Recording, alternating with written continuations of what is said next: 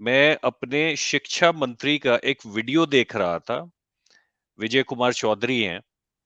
ये सीमेज कॉलेज कोई है पटना में या बिहार में, मुझे नहीं मालूम है। ये वहां पे गए थे।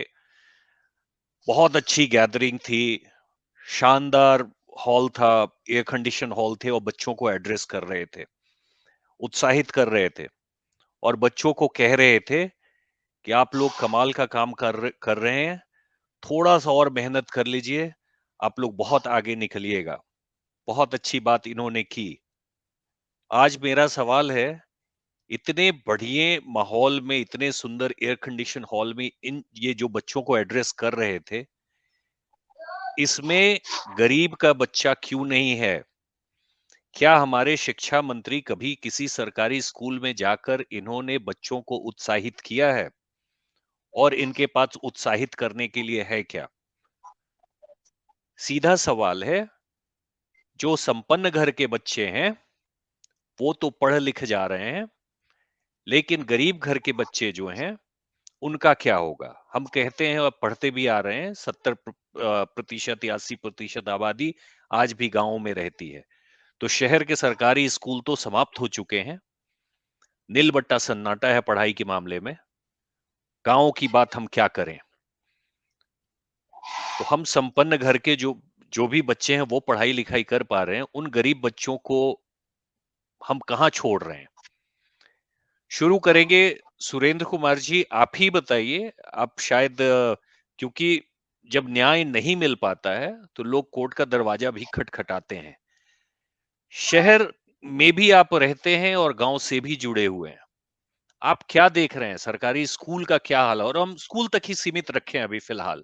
सरकारी स्कूल का क्या हाल है और हम गरीब के बच्चों को कैसे दें, क्या दें, कैसे वो शिक्षित हों? जी। 65 के मिडिल में हमने शिक्षा शुरू की अपनी, और 74 में मैट्रिक पास कर गए। And during those periods, you will be shocked and surprised that at least in each and every school, there was one teacher at least. Those who were responsible for the education of the students, those who were sincerely taking all possible steps कि बच्चे हमारे पढ़ें. You will be shocked by the end of my matriculation, when I landed in the college period, deterioration started.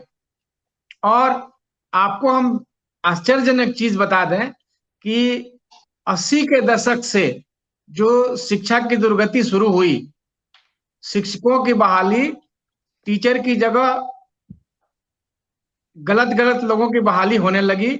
शिक्षकों की बहाली की प्रक्रिया बदल दी गई। पहले जो बीएड और बीटी होते थे उन्हीं को टीचर बहाल किया जाता था। 80 के दशक के बाद 85 में जो शुरू हुआ और 90 तक आते आते उसकी परिणति हो गई कि जो टीचर थे उनकी बहाली का जिम्मा हम लोगों ने मुखिया और सरपंच को दे दिया। नतीजा ये है कि टीचर की जगह टीचर छोड़ के बाकी लोग बहाल हो गए, जिनका काम शिक्षा के अलावा बहुत कुछ हुआ, शिक्षा नहीं रहा। हमारा मानना है कि पिछली सरकार जो 15 साल चली, वो उसने स्कूल बंद करा दिया। नाम नहीं लेंगे, सार्वजनिक रूप में किसी का नाम लेना बहुत उचित नहीं होगा। और दूसरी सरकार जो विगत 17 साल से काम कर रही है, इसने कॉलेज बंद करा दिया।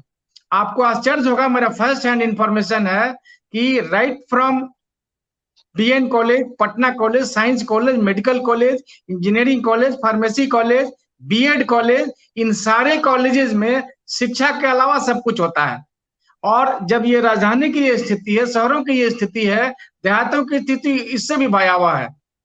शिक्षक का काम खाना बनाना है, शिक्षक का काम विद्यालय में बाउंड्री बनवाना है, कमरे बनवाना है। बाकी सारा जो शिक्षा का काम है वहां बिल्कुल स्थगित है और कहीं पे भी नहीं है। आपको आश्चर्य होगा, हमने तो सरकार को भी लिखा, आगाह किया कि भाई जितने शिक्षकों को आप तनख्वाह दे रहे हैं उनसे कम से कम पढ़ाई तो करवा लीजिए। जितने प्रोफेसर को आप तनख्वाह दे, आपको आश्चर्य होगा, एक एक प्रोफेसर को 2 लाख, 2.5 लाख, 3 लाख तक तनख्वाह है। 3-3, 3.25 लाख हम तनख्वाह दे रहे हैं। मेरे एक दोस्त पटना कॉलेज के प्रिंसिपल हैं, सोशियोलॉजी के हेड हैं, वो बताते हैं कि 3,27,000 हम लोगों को हर महीने पेमेंट मिलता है।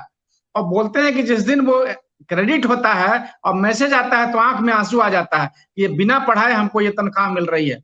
और विगत मोटा मोटी करीब 32 साल से यही स्थिति विद्यमान है। और सबसे बड़ी दिक्कत क्या है कि जो गांवों के लोग हैं, जो गांव के अभावग्रस्त लोग हैं, वो तो बाहर कहीं नहीं जा सकते। 85% लोग गांव में रहते हैं। गांव की जो शिक्षा व्यवस्था है बिल्कुल जमीन के अंदर चली गई है, जमीन पे भी नहीं है। आपको बता दें, मास्टर साहब आते हैं, अपना स्कूल खोलते हैं और आधे घंटे 1 घंटे रहे अपना, उसमें 5 मास्टर हैं तो उसमें 2 आते हैं, 3 नहीं आते हैं। हाजिरी सबकी बनती है। रोटेशन पे कभी 2 ए आता है तो कभी 2 बी आता है, कभी 2 सी आता है। कंप्लेन करिए, कोई कार्रवाई नहीं होती है। और सबसे बड़ा दुर्भाग्य की बात क्या है कि शिक्षा के अलावा सारी चीजों पर विशेष ध्यान है। अब आप बिहार के रहने वाले थे, जरूर आपको पता होगा, बिना मुद्दा का मुद्दा, बिना इशू का इशू, बिना किसी विकास का विकास, बिना किसी काम का काम, सारा शासन, सारा प्रशासन, सारा तंत्र, यहां तक कि आपने देखा हो कि लास्ट में मास्टर लोग को भी लगाया है कि ये लोग दारू और दारू पीने वालों को खोजेंगे। मास्टर उस का पे काम आएंगे आएंगे सुरेंद्र जी, फिर उस पे हम आएंगे। गोविंद जी से सुनते बड़ा हैं। बड़ा भयावह और दुखद चित्र जो है जी वो सामने आ रहा है। जी जी, सुरेंद्र जी फिर आपके पास आते हैं।